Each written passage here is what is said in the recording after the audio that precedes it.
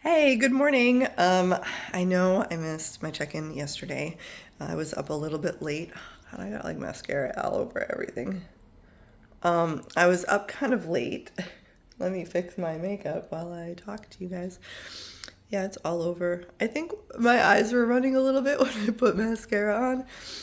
Now I look like a mess. It doesn't matter. I'm not trying to be professional. Um, the messier I look, I think the better. So yeah, check in. Day 3 of 3 for chelation.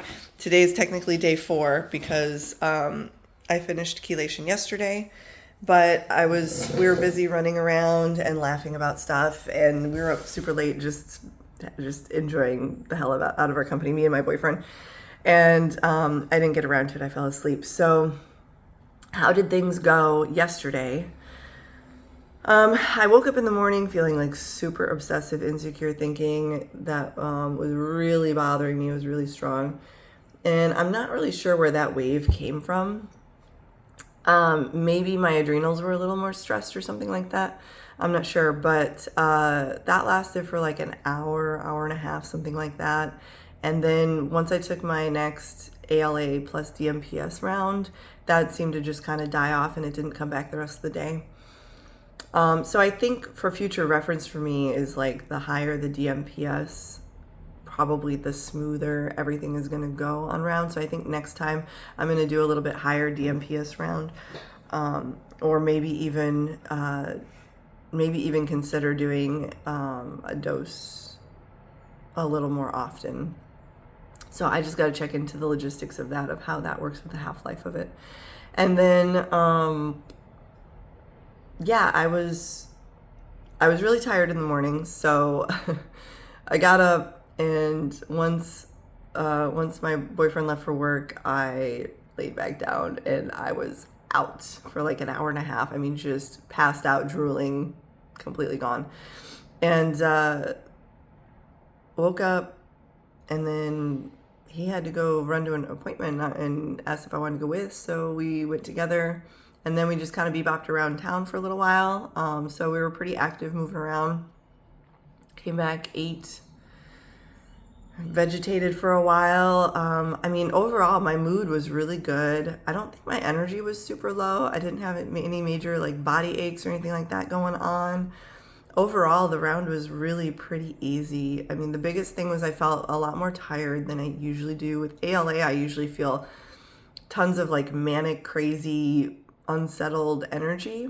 And I didn't feel that with this. I felt just really fatigued and tired and sleepy, which is what I usually feel with DMPS. So I would much rather have that than the I can't sleep round the clock type of crazy energy. And I actually went, like, when I would lay down to sleep, I would actually fall asleep and then get up, take my medicine every 3 hours and fall back asleep right away. So I slept a lot more through the night too, which was helpful.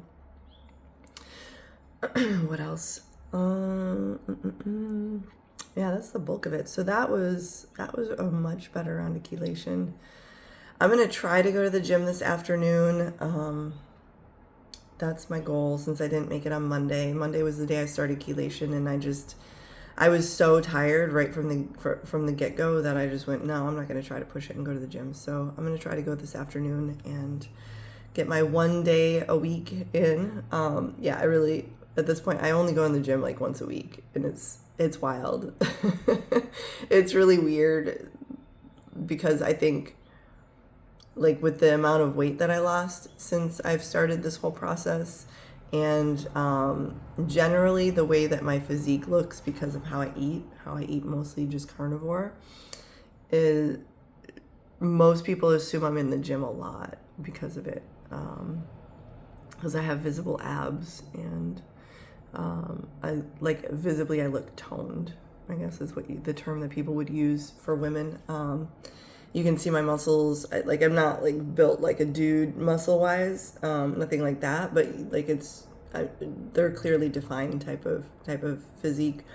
And so a lot of people think that I'm in the gym a ton, and I'm like, no, I go like once a week, pretty much. That's it. I mostly just do legs, like a ton of emphasis on glutes, because I don't do it because I'm trying to get a big booty. I do it because I have a lot of nerve damage in my glutes, and so I put a lot of emphasis there because it's a lot harder for me to maintain muscle, let alone build any there, than the average person.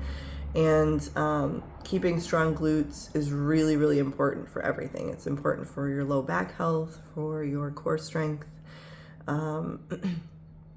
Yeah, just overall, like having weak glutes affects you in a lot of ways that most people don't think about, all the downstream effects. So that's why I put a lot of emphasis in that. And then usually like every couple weeks I'll do, like I might try to go in for a second day just for like some targeted upper body. But yeah, usually what I do, I'll start out with like, I do a lot of like hanging off of pull-up bars and things like that, and I always do at least a few pull-ups and things like that, even when I'm just doing my leg workouts. So I do try to keep some upper body stuff going, but it's not anything super strict. So that's where I'm at. I'm starting to feel a little sleepy again. Yeah, we were up kind of late last night, so I think you can see like my eyes are a little tired just from that. I need to hydrate a little bit more. And I've got breakfast cooling down from the stove right now. And then, yeah, that's where I'm at. So, success. That was a good, successful round. Man, I'm really kind of glad I didn't document when it was the worst, because I think people would have been like, this bitch is crazy. Like, what is wrong with her? But also, like, I want to talk about it too, because I think heavy metal toxicity is so much more widespread than people give it credit for. Not only because nobody's looking for it. Like if you go in with a myriad of random weird fucking health issues, doctors are not looking for that. They're not testing for it. Even if they're looking for it, the testing is so not helpful. Because unless you're exposed in the last 3 months, it's not going to tell you that you've been exposed to heavy metals. After 3 months after exposure, it's not going to show up on a test ever again. And there's no way to test for how much you actually have in your body. So I might have a lot, I might have a little, and there's no test that will ever tell me what that might actually look like. So the testing is really flawed, and yeah, nobody's looking for it. Even when I told my doctor, hey, I have mercury poisoning, it showed up on a blood lab that I had done through a functional medicine doctor. Will you test me so it's on my official record with the hospital and everything? So if I need medical treatment, it's documented that like this is a thing. And she first tried to tell me we don't have a test for that, which was a blatant lie, because before I started getting sick, they did a heavy metal test for me. I asked them to. When I didn't have anything wrong with me, no perceptible symptoms, they did a heavy metal test on me. And I was like, your same exact office, you as a doctor ordered this test for me before. And now you're telling me you don't have that in your system. And when I confronted her about that, she goes, well, we could test you for it, but it'd be outside of our scope to treat it. So there's no point in testing for it because we can't treat you for it anyways. It'd be considered malpractice since we're not trained in how to treat heavy metal anything. And I was like, are you kidding me? Like, what? I'm not asking you to treat me, first of all, but even if I was, like, that's the most ridiculous thing ever. Like, there are all sorts of things that they're not trained to address, but they can address the symptoms, you know what I mean?